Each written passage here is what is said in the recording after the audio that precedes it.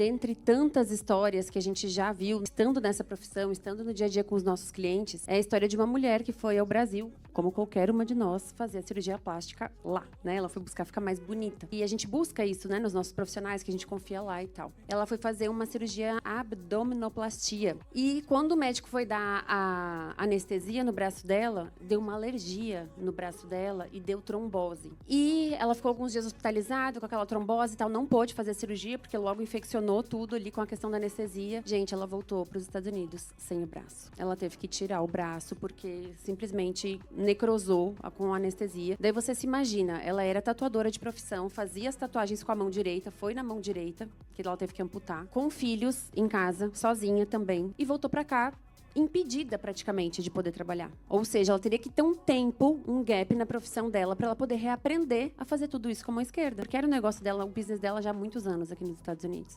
Então, nesse momento é que vem, né, os produtos que a gente trabalha, que são benefícios em vida que nos protegem nesse momento de doença, de a gente precisar se reestabelecer como profissional, como mãe, como esposa, porque é sobre isso, né, Lu?